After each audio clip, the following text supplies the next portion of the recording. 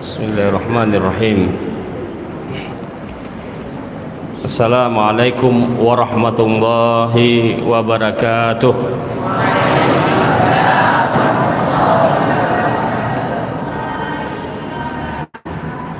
Alhamdulillahi rabbil alamin. Wassalatu wassalamu ala asyrafil anbiya'i wal mursalin Nabina Muhammad wa ala alihi wa ashabihi ajmain. Rabbi israh li sadri wa yassir li amri wahlul 'uqdatam min lisani yafqahu qawli. Allahumma alimna bima yanfa'una wa anfa'na bima 'allamtana. Rabbi israh li sadri wa yassir li amri wahlul 'uqdatam min lisani yafqahu qawli.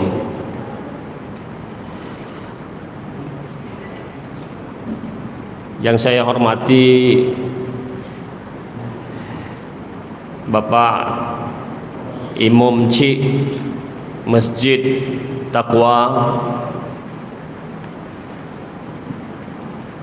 yang saya hormati bapak-bapak pengurus masjid atau BKM Masjid Taqwa,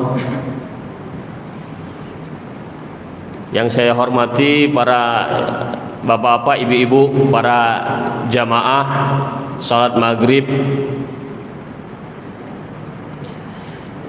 yang saya cintai anak-anak kami, santriwan dan santriwati,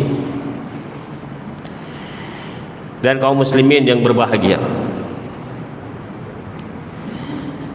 Alhamdulillah kita dapat berhadir di Masjid Taqwa Biren ini dalam rangka pengajian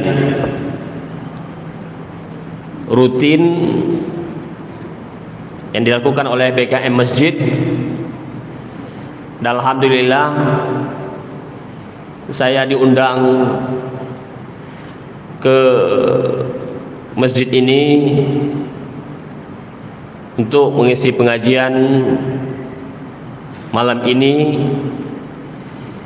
dan mengisi khutbah tadi. Hari ini Jumat, tadi sudah, dan insya Allah besok subuh sekali lagi saya akan memberikan pengajian atau ceramah. Semoga apa yang saya sampaikan hari ini bermanfaat saya pribadi dan bagi kita semuanya, dan semoga dicatat sebagai amal soleh kita dalam menghadiri majelis ilmu dan sebagai saham investasi kita di akhirat nanti. Amin ya rabbal alamin. Saya sangat berbahagia diundang ke masjid yang mulia ini. Ini hari yang pertama saya berhadir di tengah bapak-bapak, ibu-ibu, hadirin hadirat, mengisi khutbah tadi Jumat. Malamnya ini kita melanjutkan dengan pengajian, dan insya Allah besok Sabtu subuh sekali lagi pengajian ba'da subuh insya Allah. Ini suatu kehormatan, suatu kebahagiaan bagi saya dapat bertemu dengan saudara-saudara saya, bersilaturahim atau bersilaturahmi pada hari ini, yang sebelumnya mungkin diantara kita belum kenal, dan banyak memang belum kenal, namun ada beberapa yang saya kenal tapi belum jumpa melalui WA saja ya, seperti Pak Mulyadi, sekretaris PDM Muhammadiyah Biren, ya beliau mengundang saya, mudah-mudahan, dan juga kemudian Pak Imam Cik Pak Dr. Atailah. Pak Dr. Atailah, Ketua Muhammadiyah PDM Biren, ya. Khususnya kepada mereka berdua yang telah mengundang saya ini, saya berterima kasih banyak. Jazakumullahu khairan jaza. Semoga menjadi amal soleh mereka yang telah menyebarkan dakwah dan syiar dakwah juga, dan semoga yang hadir hari ini juga akan menambah kebaikan mereka. Semakin banyak yang hadir, mereka yang mengadakan, melalui mereka yang mengadakan acara ini, dan sekaligus juga panitia, ya, termasuk Pak Khalid sebagai humas, sebagai juru tombak dalam menyukseskan acara ini. Semoga Allah SWT memberikan kebaikan kepada mereka semuanya, amin ya rabbal alamin. Bapak-bapak, ibu-ibu dimuliakan Allah Subhanahu wa taala,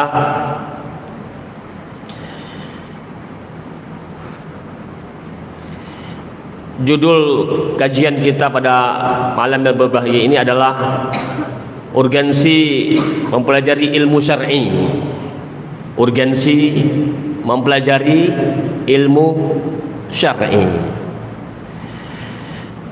Bapak-bapak, ibu-ibu yang dirahmati Allah Subhanahu wa taala, ilmu syar'i itu adalah ilmu berupa keterangan dan petunjuk untuk mengetahui dan memahami syariat, yaitu Al-Quran dan As-Sunnah. Nah, ini definisi ilmu syar'i sebagaimana didefinisikan oleh para ulama. Di antaranya adalah Syekh Saleh Al-Utsaimin rahimahullah ta'ala dan yang lainnya. Dengan kata lain, ilmu syariat ini adalah ilmu yang digunakan untuk memahami syariat. Ilmu yang digunakan untuk memahami syariat atau agama Islam ini. Secara ringkas, ilmu syar'i itu adalah ilmu agama. Ilmu syar'i adalah ilmu agama. Yang termasuk ilmu syar'i itu seperti akidah, tauhid, akhlak, tajwid, fikih, usul fiqh, maqasid syariah, bahasa Arab seperti nahwu, saraf, balaghah, arud, sebagai cabang bahasa Arab, dan sebagainya. Ilmu-ilmu yang digunakan untuk memahami Al-Quran dan As-Sunnah, ya, termasuk juga ulumul hadis, ilmu-ilmu hadis dengan berbagai macam ilmunya. Terbagi lagi banyak macam ilmu hadis, ilmu mustalah hadis, ilmu jarh wa ta'dil, ya, ilmu ruwat dan sebagainya. Dan ilmu ulumul Quran, ilmu Al-Quran dan sebagainya. Ilmu-ilmu tersebut adalah ilmu syar'i yang dipuji, disanjung oleh Allah Subhanahu wa taala dalam Al-Quran dan oleh Rasulullah sallallahu alaihi wasallam dalam hadis-hadisnya yang sahih dan mulia. Jadi kalau kita jumpa ayat-ayat Al-Quran, Allah SWT menyebutkan dalam Al-Quran, dalam banyak ayat Al-Quran, keutamaan dalam menuntut ilmu syar'i, dipuji, disanjung dalam Al-Quran, seperti dalam surat Thaha, wa qur rabbi zidni ilma. Katakan Muhammad, tambahkan kepadaku ilmu. Tambahkan kepadaku ilmu. Jadi Allah perintahkan kepada Nabi Muhammad SAW, wa qur rabbi zidni ilma. Katakanlah wahai Muhammad, tambahkan kepadaku ilmu. Ayat ini menunjukkan keutamaan menuntut ilmu syar'i. Sebab yang diperintahkan kepada Nabi Muhammad SAW meminta ilmu syar'i, ilmu agama. Tidak diperintahkan untuk menambah harta, tidak diperintahkan untuk berdoa pada Allah minta harta tambah, tidak diperintahkan kepada Nabi untuk berdoa pada Allah minta tambah jabatan, minta tambah pangkat, minta tambah istri. Tapi ilmu yang diperintahkan, ilmu. Katakanlah Muhammad, Rabbi, qur rabbi, wahai Tuhanku, zidni ilma, tambahkan kepadaku ilmu. Ini menunjukkan keutamaan menuntut ilmu sebagaimana ditafsirkan dan dijelaskan oleh para ulama semuanya. Begitu juga Allah SWT menyanjung, memuji orang-orang yang menuntut ilmu. Hal yastawil ladzina ya'lamuna wal ladzina la ya'lamun. Adakah sama orang yang berilmu dengan orang yang tidak berilmu? Az-Zumar ayat 9. Jadi ayat ini dalam ayat ini Allah SWT menegaskan bahwasanya tidak sama orang yang berilmu dengan tidak berilmu. Tidak sama. Allah nafikan dengan istifham hal. Hal yastawi alladzina ya'lamuna walladzina la ya'lamun. Adakah sama? Apakah sama orang yang mengetahui, yaitu orang yang berilmu, dan orang yang tidak mengetahui, yaitu orang yang tidak berilmu atau orang bodoh? Tidak sama tentu jawabannya, sudah pasti dan jelas. Jadi hal ini istifham istingkari, sudah jelas pertanyaan, tapi tidak perlu membutuhkan jawaban lagi karena sudah tahu semuanya. Orang tidak perlu dijawab lagi, sudah tahu tidak akan sama orang yang berilmu dengan orang yang tidak berilmu. Tidak setingkat, tidak selevel. Orang yang berilmu itu tinggi derajatnya di sisi Allah Subhanahu wa taala. Orang yang tidak berilmu rendah di sisi Allah Subhanahu wa taala, tidak selevel. Tidak sebanding. Hebat orang yang berilmu. Orang yang berilmu itu mulia di sisi Allah Subhanahu wa taala. Orang yang tidak berilmu alias orang bodoh itu hina di sisi Allah Subhanahu wa taala dan di sisi makhluk. Orang yang berilmu dipuji-puji, mulia, dipanggil sana sini, dihormati. Para ulama dihormati, para ustaz, para ulama, itulah orang-orang yang berilmu. Karena itulah maka Allah SWT mengatakan bahwa tidak sama orang-orang yang berilmu dengan orang-orang yang tidak berilmu. Ini bedanya. Orang yang berilmu dihormati, disanjung, dimuliakan di sisi Allah Subhanahu wa taala. Apalagi di sisi makhluk. Apalagi di sisi makhluk. Di sisi Allah hanya dimuliakan, apalagi di sisi makhluk. Maka lihatlah Imam Syafi'i, para sahabat disanjung-sanjung, dimuliakan. Para sahabat Abu Bakar, Utsman, Abu Bakar As-Siddiq, Umar bin Khattab, kemudian Utsman bin Affan, Ali bin Abi Thalib, dan para sahabat yang lainnya radhiyallahu anhum. Sampai hari ini sudah 14 abad mereka hidup yang lalu bersama dengan Nabi SAW. Sampai hari ini mereka terus disebut-sebut, selalu didoakan radhiyallahu anhu Abu Bakar As-Siddiq radhiyallahu anhu, semoga Allah merahmati dia, meridainya. Umar bin Khattab radhiyallahu anhu, semoga Allah meridainya. Utsman bin Affan radhiyallahu anhu, semoga Allah meridainya. Ali bin Abi Thalib radhiyallahu anhu, semoga Allah meridainya, dan yang lain-lainnya semuanya.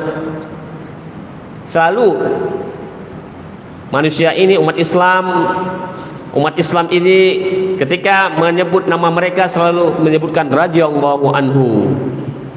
Sebagaimana umat Islam juga diperintahkan untuk mengucapkan salawat kepada Nabi ketika mengenal nama Nabi sallallahu alaihi wasallam.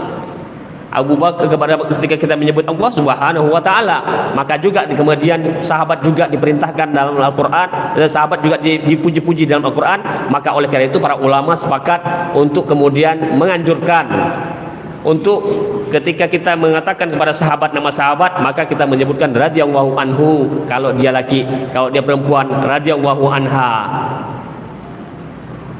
An Aisyah radhiyallahu anha, dari Aisyah radhiyallahu anha, qalat, dia berkata, qala Rasulullah SAW, Rasulullah SAW bersabda, dan sebagainya. Itu kalau perempuan. Kemudian Allah SWT juga memuji dalam ayat yang lain, memuji orang-orang yang berilmu. Yarfa'illahu alladhina amanu minkum walladhina utul ilma darajat. Allah meninggikan derajat orang-orang yang beriman di antara kalian dan orang-orang yang berilmu dengan beberapa derajat.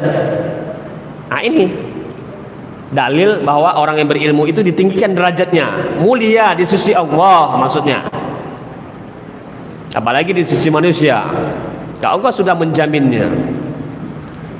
Maka ini sudah terbukti bahwa orang-orang yang berilmu itu selalu dipuji, dimuliakan di tengah-tengah masyarakat, di tengah-tengah manusia ini. Selain sahabat tadi yang disebut-sebut terus, kemudian para ulama tabi'in, Imam Atha misalnya selalu disebut-sebutkan, Imam Hasan Al-Basri, Imam Abu Hanifah, Imam Mujahid, Imam Ibnul Mubarak, Imam Ats-Tsauri, dan sebagainya, imam mujtahidin daripada golongan tabi'in dan golongan tabi'ut tabi'in. Imam Malik disebut-sebut, Imam Syafi'i disebut-sebut, Imam Ahmad bin Hanbal juga disebut, Sufyan Uyainah, Abu Thawr, dan sebagainya. Terus lisan manusia ini terus menyebut-nyebut nama mereka dan mendoakan mereka rahimahullahu ta'ala, semoga Allah merahmati mereka. Nah, inilah, tidak hanya mereka, inilah keutamaan orang-orang yang berilmu. Tidak hanya mereka saja yang didoakan, tapi orang-orang setelah mereka juga sampai hari ini yang meninggal selalu disebutkan rahimahullahu ta'ala. Seperti Syekh Saleh Utsaimin misalnya, rahimahullahu ta'ala, dan sebagainya. Ketika disebut nama ulama, maka adalah adab kita untuk mendoakannya. Baik, inilah keutamaan orang yang berilmu. Kemudian dalam ayat yang lain Allah SWT berfirman, innama yakhsyallaha min ibadihil ulama. Surat Fatir ayat 28. Sesungguhnya yang hanya takut kepada Allah Subhanahu wa taala adalah daripada hamba-hambanya adalah al-ulama, para ulama, yaitu orang-orang berilmu, yaitu kita sebut dengan ulama. Alim, orang yang berilmu, jamaknya ulama, jamaknya ulama. Jadi Allah tegaskan dalam surat Fatir ayat 28 ini, yang takut pada Allah itu hanya adalah orang-orang yang berilmu, ulama. Jadi ciri-ciri ulama yang pertama adalah takut pada Allah Subhanahu wa taala selain ilmunya yang mendalam. Nah, itu ciri khas ulama, sebagaimana Allah tegaskan sendiri dalam Al-Qur'an. Itu ciri-ciri ulama. Kalau tidak takut pada Allah, buat maksiat sana sini, maka itu bukan ulama. Yang Allah tegaskan ulama itu adalah orang-orang yang paling takut pada Allah. Hanya saja adatul hasr, innama, dalam bahasa Arab itu adatul hasr, membatasi, nggak ada yang lain, cuma itu, nggak ada yang lain. Adatul hasr dalam bahasa Arab, innama. yakhshallaha, yang takut kepada Allah, hanya saja yang takut pada Allah daripada hamba-hambanya, min ibadihil ulama, yaitu para ulama. Fatir ayat 28. Kaum muslimin yang dimuliakan Allah Subhanahu wa taala, ini diantara ayat-ayat yang memuja, yang menyanjung-nyanjung, yang memuji-muji orang yang mempelajari ilmu, orang-orang yang berilmu, orang-orang ulama.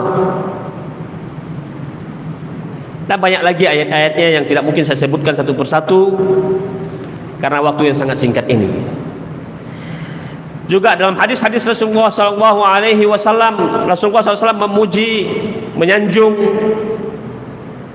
memberi keutamaan, menggalakkan, memberi motivasi kepada kita untuk menuntut ilmu, untuk mempelajari ilmu syar'i, ilmu agama.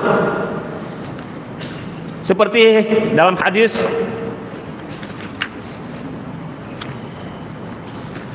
Rasulullah SAW bersabda, man yuridillahu bihi khairan yufaqihu fid din. Man yuridillahu bihi khairan yufaqihu fid din. Barang siapa yang Allah menginginkan kebaikan kepada dia, maka Allah mudahkan kepada dia pemahaman tentang agama.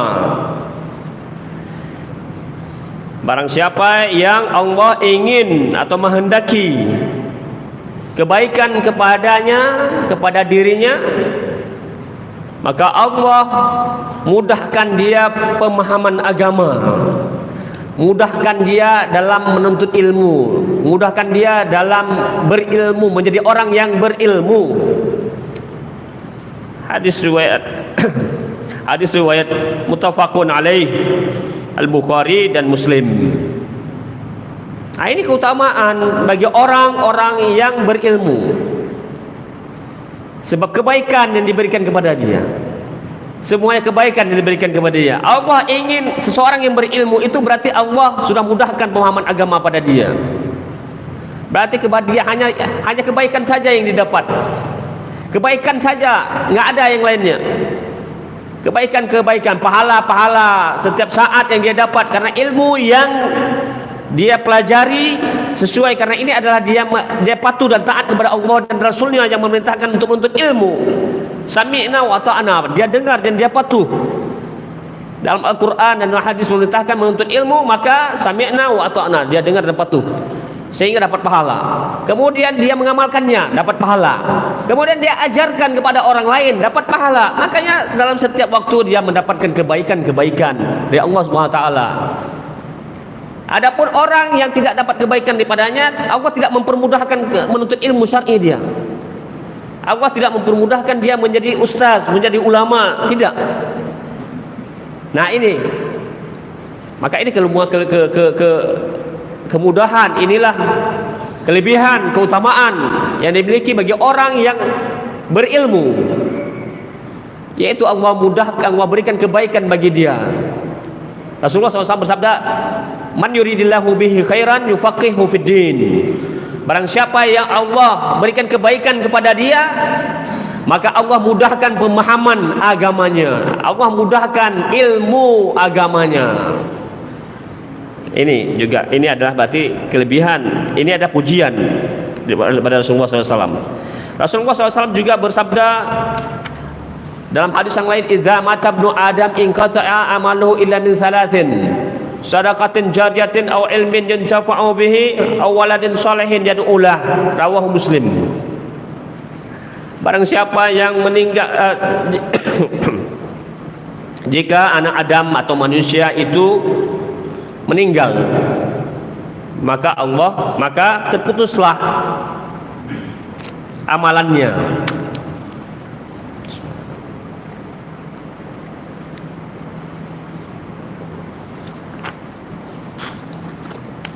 Kecuali 3 perkara. Yang pertama ilmu, pertama sedekah jariyah, mengalir terus pahala meskipun dia sudah meninggal. Yang kedua ilmu yang dimanfaatkan dia belajar, dia pelajari agama sehingga dia menjadi seorang ustaz, menjadi seorang berilmu, menjadi seorang ustaz, menjadi ulama. Ilmu itu dia bagi pada orang lain. Dia isi ceramah, dia khutbah, dia isi pengajian, dia ajarkan di sekolah-sekolah, di kampus, dalam masyarakat dan sebagainya. Dia ajarkan, bermanfaat ilmu yang ada padanya itu dibagikan pada orang lain. Dia ajarkan orang lain, dia berdakwah. Itulah ilmu yang dimanfaatkan. Ilmun yuntafa'u bihi.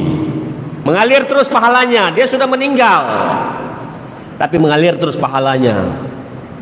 Meskipun dia tidak bisa lagi kembali ke dunia ini, tapi mengalir terus karena dia sudah belajar dan mengajarkan orang lain dan berdakwah serta diamalkan.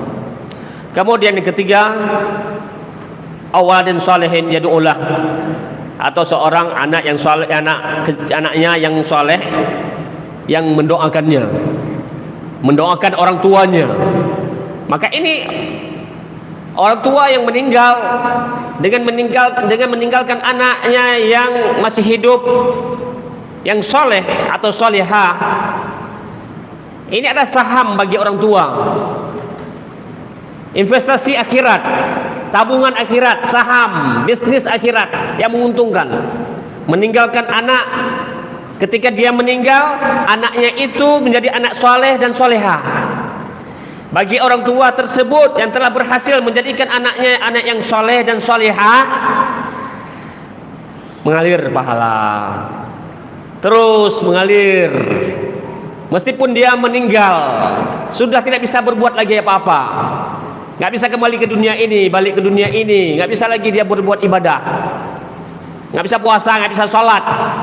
Tapi karena anak soleh yang dia didik, sehingga anak itu berdoa kepada Allah SWT agar Allah mengampuni dosa-dosa orang tuanya dan sebagainya, memasukkan ke dalam surga dan sebagainya. Maka ini mengalir terus pahalanya.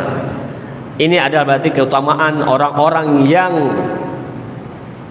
orang tua yang memperhatikan anaknya, yang mengajarkan anaknya agama. Sehingga ini investasi akhiratnya, ini tabungan akhiratnya. Maka bapak-bapak, ibu-ibu yang dimuliakan Allah SWT, didiklah anak-anak kita ini dengan baik, dengan benar. Jangan lalaikan mereka, karena ini investasi kita di akhirat. Nggak ada lagi tabungan kita kecuali ini tabungan kita. Mengalir terus pahala, ditransfer terus pahala. Meskipun kita sudah meninggal, anak kita mengirim pahala dengan doa-doanya tersebut.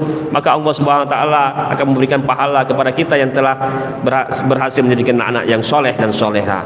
Bapak-bapak, ibu-ibu yang dimuliakan Allah Subhanahu wa taala, dalam hadis yang lain Rasulullah SAW mengatakan, man salaka tariqan yaltamisu fihi ilman sahalallahu tariqan ilal jannah. Barang siapa yang menempuh suatu jalan, dengan tujuan untuk mencari ilmu, dengan tujuan untuk menuntut ilmu, mencari ilmu, sahalallahu tariqan ilal jannah, maka Allah mudahkan jalan menuju surga. Hadis rawahu Muslim, hadis riwayat Imam Muslim. Ini keutamaan juga bagi orang yang berilmu. Dalam hadis ini Nabi SAW menegaskan keutamaan orang yang berilmu, orang yang belajar agama. Apa keutamaannya? Dipermudah jalan menuju surga, diberi tiket untuk bisa masuk surga. Kenapa bisa jadi keutamaannya? Kenapa bisa mudah masuk surga? Dengan ilmu. Karena dengan ilmu inilah kita seorang hamba dapat mengenal Tuhannya, dan sehingga dia menunaikan kewajiban-kewajiban kepada Tuhannya, kepada Rabbnya, menjalankan kewajiban-kewajiban yang diperintahkan oleh Rabbnya, oleh Allah Subhanahu wa taala dan oleh Rasulnya, dan meninggalkan segala larangan-larangan oleh Allah Subhanahu wa taala dan Rasulnya. Maka masuklah surga. Sebab dia tahu, karena dia sudah belajar, sudah berilmu, sehingga dia lakukan yang diperintahkan, yang diwajibkan, yang disunatkan, dan dia tinggalkan yang diharamkan. dan yang dimakruhkan dia tinggalkan juga. Nah inilah makanya jalan menuju surga, tiket menuju surga orang-orang yang belajar agama, belajar ilmu syar'i. Bapak-bapak, ibu-ibu yang dimuliakan Allah Subhanahu wa taala, banyak lagi kalau berbicara tentang keutamaan-keutamaan menuntut ilmu syar'i. Namun saya ingin menyampaikan bahwa inilah diantara ayat-ayat Al-Quran dan hadis-hadis yang memuji-muji, menyanjung-nyanjung orang-orang yang menuntut ilmu syar'i, orang-orang yang belajar agama. Ini diantaranya. Bapak-bapak dan ibu-ibu dimuliakan Allah Subhanahu wa taala, menuntut ilmu syar'i itu adalah hukumnya wajib. Wajib. Berdasarkan firman Allah SWT dalam surat Taubah ayat 122. Falaula nafara min kulli firqatin minhum ta'ifatun yatafaqahu fid din wa liyunziru qaumahum idza raja'u ilaihim la'allahum yahdharun.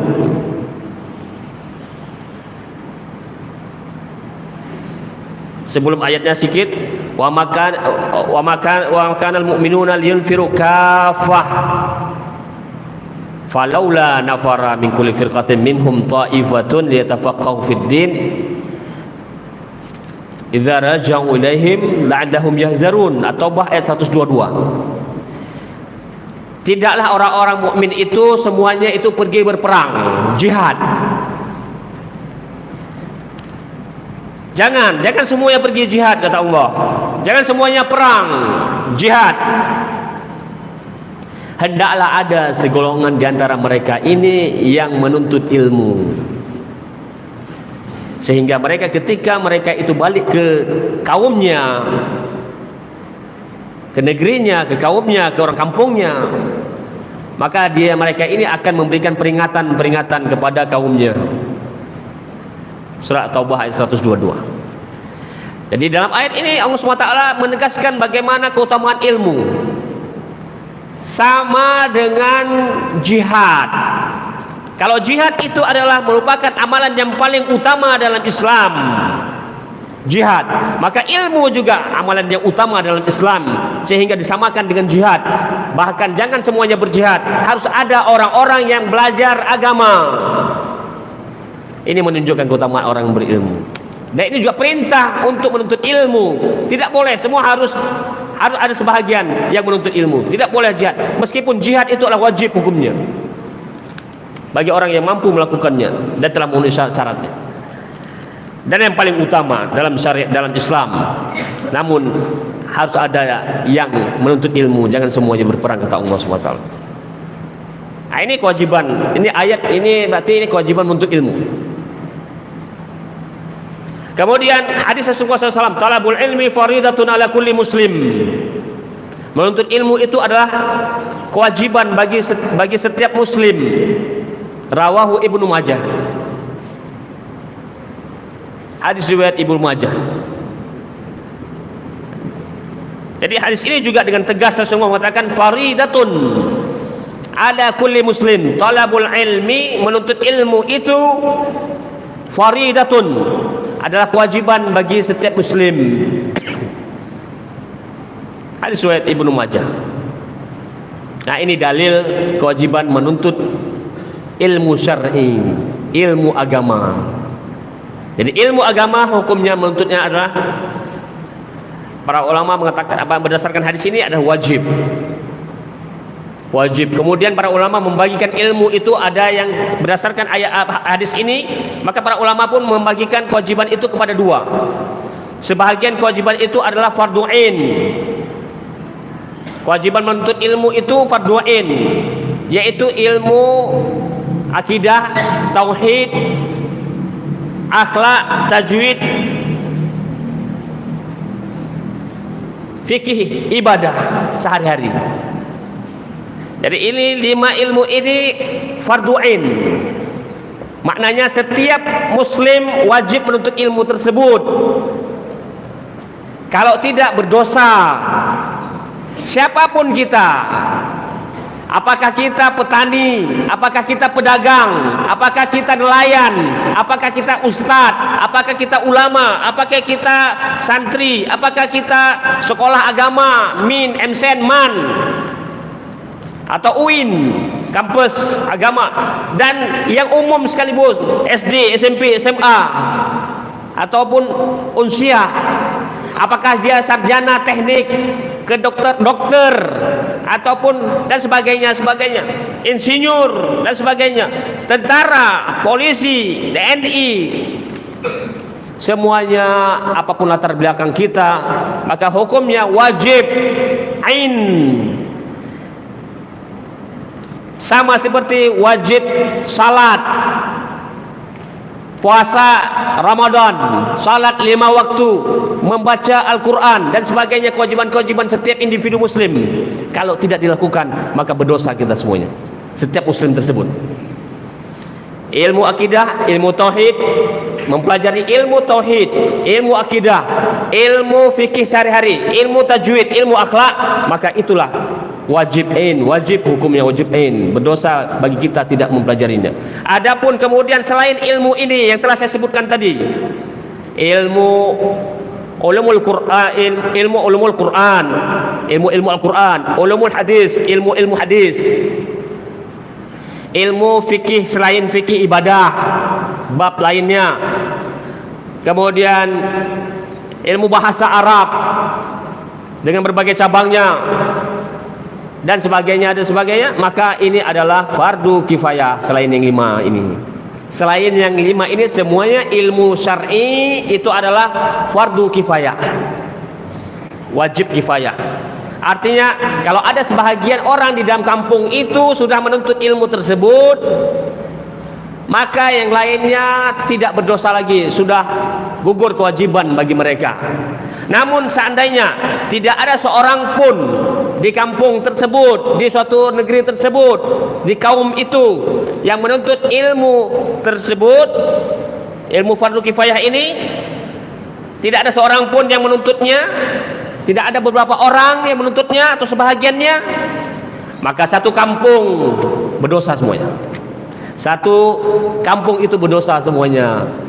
Nah, ini namanya fardu kifayah. Nah, ini pembagian ilmu syar'i dari segi hukum wajib tersebut. Maka Syekh Shalih Utsaimin kemudian menambahkannya dengan dalam kitabnya Riyadhus Shalihin, Syarah Riyadhus Shalihin, beliau menjelaskan bahwa pembagian yang ketiga adalah sunat. Sunat itu adalah selain yang ilmu itu adalah sunat. Selain yang ilmu itu adalah yang selain fardu ain dan fardu kifayah, ya, yang tidak, yang selain itu adalah sunat, atau bagi orang yang tidak sempat belajar dengan itu, tapi sudah ada orang lain yang sudah melakukannya fardu kifayah tadi, sisanya adalah sunat saja. Nah, ini menurut Syekh Shalih Al-Utsaimin. Bapak-bapak, ibu-ibu yang dimuliakan Allah Subhanahu wa taala, sekarang urgensi, apa urgensi pentingnya ilmu syar'i? Pertama, saya ingin menjelaskan yang 5 ini saja, yang secara umum dulu, secara umum. Ilmu syar'i itu sangat penting dalam agama, dalam kehidupan hidup kita ini. Sangat penting. Dengan ilmu syar'i kita dapat mengetahui mana yang petunjuk dan mana yang sesat, mana yang petunjuk dan mana kesesatan.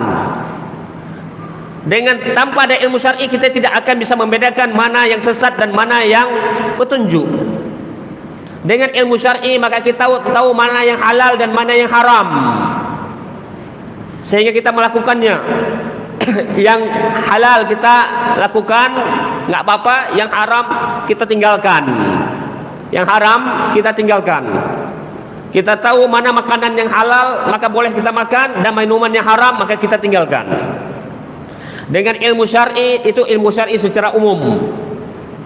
Adapun dengan ilmu syar'i maka kita tahu mana yang baik dan mana yang benar. Seperti yang disampaikan dalam Al-Quran dan hadis, mana yang baik menurut Al-Quran maka kita tahu itu baik, berarti karena Al-Quran yang bilang baik, maka kita pun mengikutinya, mengamalkannya.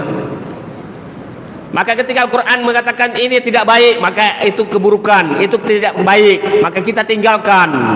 Karena Al-Quran yang bilang seperti itu, kita tahu sebab kita sudah berilmu. kita sudah belajar, sudah berilmu, maka kita tahu.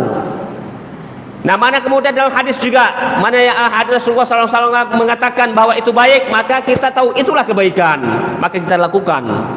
Dan mana Rasulullah SAW melarangnya, maka itu adalah keburukan. Maka kita tinggalkan. Maka standar baik dan buruk itu adalah Al-Quran dan hadis, bukan logika. Jadi Al-Quran dan hadis itulah yang mengatakan baik dan buruk, bukan dengan logika. Nah, berbeda dengan ajaran-ajaran sesat yang standarnya baik dan buruk adalah bukan Al-Quran dan hadis, bukan patokannya Al-Quran atau rujukannya hadis, tapi logika semata. Inilah yang membedakan antara muslim dengan ajaran sesat ataupun dengan orang kafir. Kalau orang kafir dengan logika, ajaran sesat dengan logika. Tapi dengan orang muslim, maka yang baik dan buruk itu diketahui dengan Al-Quran dan As-Sunnah. Maka inilah yang membedakannya dengan muslim, seorang muslim dengan orang kafir atau ajaran sesat seperti Mu'tazilah. Mereka dengan logika Al-Quran nomor sekian tidak menjadi rujukan. Maka inilah secara umum. Dan banyak lagi pentingnya ilmu syar'i, kegunaan ilmu syar'i, manfaatnya secara umum. Adapun secara khusus saya ingin mengatakan 5 saja supaya singkat waktunya. Yang pertama, yang wajibin tadi, belajar ilmu tauhid. Dengan ilmu tauhid kita pelajari, maka kita akan mengetahui bagaimana cara mentauhid kepada Allah Subhanahu wa taala yang benar sesuai dengan Al-Qur'an dan As-Sunnah. Maka kita tahu mana yang bagaimana cara mengesahkan Allah Subhanahu wa taala yang benar sesuai dengan Al-Qur'an dan Sunnah, sehingga kita lakukan. Dan kita tahu mana yang diharamkan, sesuatu yang membatalkan tauhid dan keimanan kita, maka kita tinggalkan, karena kita sudah tahu, sudah betul tauhid. Dengan ilmu, kemudian dengan ilmu akidah, maka atau dengan ilmu i'tiqad. Akidah itu adalah i'tiqad, keyakinan, kepercayaan, keimanan. Maka dengan mempelajari ilmu akidah, maka kita akan memahami akidah yang benar, yaitu akidah yang bersumber daripada Al-Quran dan As-Sunnah.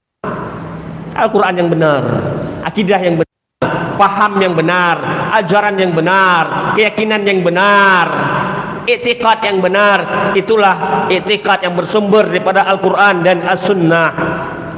Ini namanya akidah Ahlussunnah wal Jamaah. Namanya akidah Ahlussunnah wal Jamaah oleh para ulama untuk memudahkannya, membedakan dengan paham-paham sesat yang banyak sekali, dengan paham-paham yang menyimpang daripada Al-Quran dan Sunnah. Maka dinamakanlah akidah ini akidah yang bersumber daripada Al-Quran dan As-Sunnah, itu dengan akidah Ahlussunnah wal Jamaah. Akidah, dengan kita belajar akidah, tahu akidah yang benar adalah akidah Ahlussunnah wal Jamaah. Akidah dengan mempelajari, kita akan mengetahui pula yang menyimpang daripada Islam. Akidah paham sesat seperti Khawarij, Mu'tazilah, paham Khawarij ataupun akidah Khawarij, Mu'tazilah, Jabariyah, Jahmiyah, Batiniyah, Idatul Wujud, Ittihad, Mujassimah, dan sebagainya. Maka paham yang bertentangan dengan Al-Quran dan As-Sunnah, maka dikatakan itu adalah paham-paham yang sesat. Itulah akidah Al-Quran dan Sunnah atau ya Ahlussunnah wal Jamaah. Tidak kita ikuti, kita sudah tahu itu sesat, sudah paham akidah. Kita tidak akan terpengaruh dengan akidah yang menyesatkan itu. Ya, kalau sudah ada namanya akidah neo Mu'tazilah, itulah liberalisme, sekularisme, pluralisme, gender atau sebagainya, Ahmadiyah dan sebagainya. paham-paham yang sesat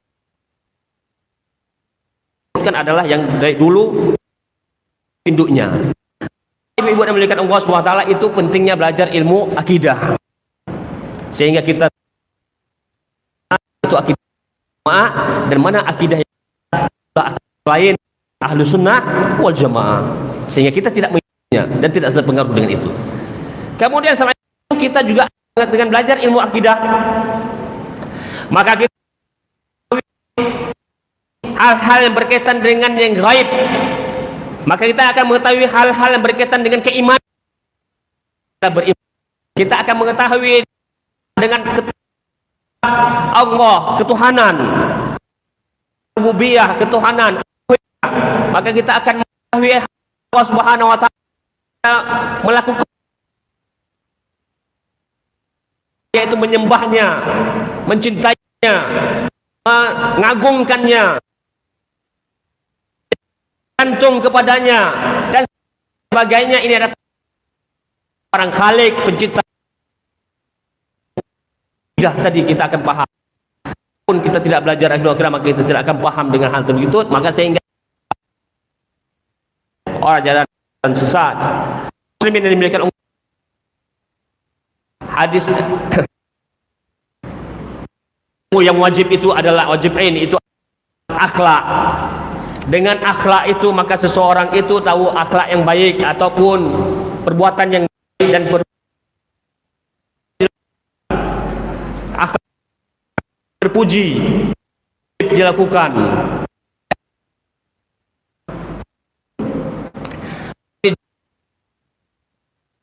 Kemudian berkata lembut, membantu orang lain,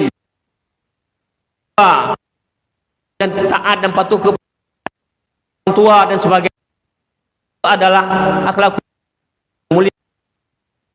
Maka kita tahu kewajiban kita berbuat dan bagaimana kata benar dan yang baik, sehingga itu yang wajib kita lakukan. Itu dengan ilmu, mempelajari ilmu buruk, akhlak yang tercela, dan perkataan-perkataan yang diharamkan, kita tidak melakukannya, sehingga kita tidak masuk dalam neraka. Karena penyebab masuk neraka itu adalah akhlak yang buruk, akhlak yang tercela, dan penyebab masuk surga adalah akhlak yang baik atau akhlakul karimah. Maka inilah pentingnya belajar ilmu akhlak. Yang keempat, pentingnya belajar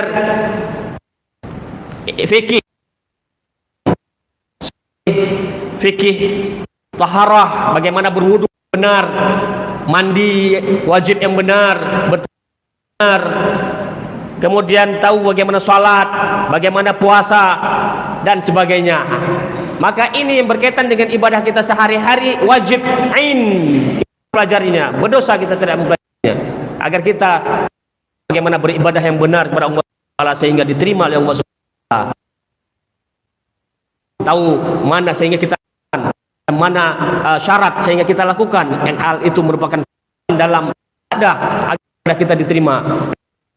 Kita akan bagi hal-hal yang membatalkan ibadah itu sehingga kita meninggalkannya, dan kita yang itu tidak diterima sehingga bid'ah, yaitu perbuatan-perbuatan bid'ah, perbuatan-perbuatan yang bertentangan dengan sunnah Rasulullah SAW, atau yang tidak ada petunjuk daripada Nabi SAW, tidak ada dalil yang menjelaskan ibadah tersebut, tidak dilakukan Rasulullah SAW dan tidak pula diperintahkan Rasulullah SAW, sehingga kalau melakukan itu bid'ah, maka dilarang oleh Rasulullah SAW dalam hadis-hadis yang sahih banyak sekali. Maka diantaranya adalah Rasulullah mengatakan, man ahdatha fi amrina hadza ma laysa fahuwa raddun, muttafaqun alaih. Barang siapa yang mengada-adakan urusan baru dalam persoalan agama ini, maka amalannya ditolak. Maka barang siapa yang mengada-adakan urusan baru, perkara baru dalam agama, dalam urusan kami ini, dalam agama kami ini, kata Rasulullah, fahuwa raddun, maka amalannya ditolak. Hadis riwayat Bukhari dan Muslim. Dalam riwayat Imam Muslim yang lain, man amila amalan laisa alaihi amruna fahuwa raddun. Barang siapa yang mengerjakan suatu amalan yang bukan berasal dari petunjuk kami, yaitu tidak berasal dalam siapa yang mengerjakan suatu amalan dalam persoalan agama yang bukan berasal daripada petunjuk kami, petunjuk Rasul, maka amalannya ditolak. Rawahu Muslim.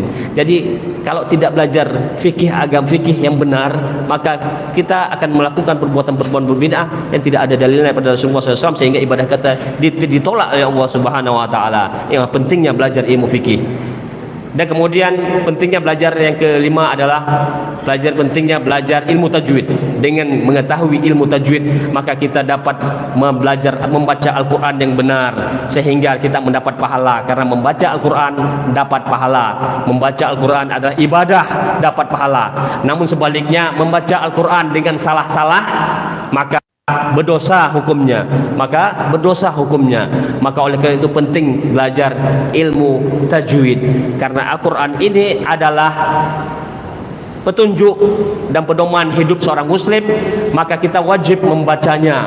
Karena ini petunjuk dan pedoman bagi Al-Quran adalah petunjuk dan pedoman bagi seorang muslim, maka wajib membacanya Al-Quran dan memahaminya dan kemudian mengamalkannya. Tidak mungkin mengamalkan Al-Quran, yang itu ada suatu kewajiban bagi setiap muslim, mengamalkan Al-Quran. Siapa tidak mengamalkan Al-Quran berdosa.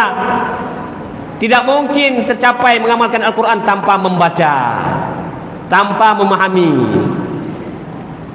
Membaca dulu, baru kemudian memahami, baru bisa diamalkan. Kalau tidak mungkin terjadi hal mengamalkannya. Dan itu, maka apa sesuatu yang tidak bisa memungkinkan menjalankan kewajiban kecuali dengannya, maka ma la yatimul wajibu illa bihi fa huwa wajib, maka hukumnya adalah wajib. Kaum muslimin yang dimuliakan Allah Subhanahu wa taala, itulah diantara pentingnya ilmu syar'i, urgensinya ilmu syar'i dalam kehidupan ini, sehingga diwajibkanlah menuntut ilmu syar'i. Begitu banyak pentingnya yang tidak mungkin saya sebutkan satu persatu. Belajar setiap ilmu syar'i itu, termasuk juga bahasa Arab. Pentingnya belajar bahasa Arab, ini yang terakhir, karena waktu Isya ini terakhir. Maka penting belajar ilmu bahasa Arab. Dengan belajar bahasa Arab, maka kita akan mengetahui bahasanya Al-Quran, sebab bahasa Al-Quran itu adalah bahasa Arab, sehingga kita paham Al-Quran yang merupakan pedoman hidup kita dan petunjuk hidup kita setiap muslim dengan bahasa Arab. Maka penting belajar bahasa Arab. Kalau ingin paham Al-Quran, ingin mengamalkan Al-Quran dengan benar dan baik, maka kuasai ilmu bahasa Arab, pelajari ilmu bahasa Arab agar kita paham, baru kita bisa mengamalkan dengan benar dan baik. Kemudian pelajari bahasa Arab, karena juga hadis Rasulullah SAW semuanya dalam bahasa Arab. Hadis-hadis Rasulullah SAW semuanya dalam bahasa Arab. Dan hadis Rasulullah ataupun as-sunnah adalah merupakan pedoman hidup manusia, pedoman hidup seorang muslim juga setelah Al-Quran. Dua ini adalah pedoman hidup seorang muslim, Al-Quran dan As-Sunnah. Kedua-duanya bahasa Arab, kedua-duanya berbahasa Arab. Maka kalau kita pandai bahasa Arab, kalau kita pelajari bahasa Arab dan kita bisa berbahasa Arab, maka kita dengan mudah memahami Al-Quran dengan benar dan baik, sehingga kita dapat mengamalkannya. Penting sekali belajar bahasa Arab. Oleh karena itu, mari kita pelajari juga bahasa Arab. Meskipun ini adalah bukan fardu ain, ini fardu kifayah, namun penting juga untuk mempelajarinya, karena ini adalah jalan cara untuk memahami Al-Quran dan As-Sunnah yang merupakan sumber syariat ini dengan benar, sehingga kita mendapat petunjuk dan sehingga kita berbahagia, mendapatkan keselamatan dunia dan akhirat, dan berbahagia dunia akhirat. Bapak-bapak, ibu-ibu dimuliakan Allah SWT, inilah urgensi menuntut ilmu syar'i. Di antaranya adalah yang seperti saya sebutkan, karena waktu pun tidak mengizinkan lagi kita untuk meneruskan ceramah ini tentang urgensi menuntut ilmu syar'i, maka saya padaikan saja pada kesempatan yang berbahagia ini. InsyaAllah pada waktu lain kita akan menyambung kembali, dan InsyaAllah nanti pada waktu besok subuh InsyaAllah kita akan menjelaskan tentang keutamaan membaca Al-Quran. Semoga apa yang saya sampaikan ini bermanfaat untuk kita semuanya, khususnya bagi saya pribadi, dan untuk kita semuanya. Kemudian semoga apa yang sampaikan ini memberikan motivasi kepada kita untuk semangat belajar ilmu agama, semangat mempelajari ilmu agama, dan semoga kita semua termasuk orang-orang yang diberi petunjuk dan taufik oleh Allah SWT untuk mempelajari ilmu agama, dan semoga kita mendapatkan berbagai keutamaan-keutamaan yang disediakan oleh Allah SWT dan Rasulnya bagi orang yang belajar ilmu agama. Hadanallah wa yakum ajmain.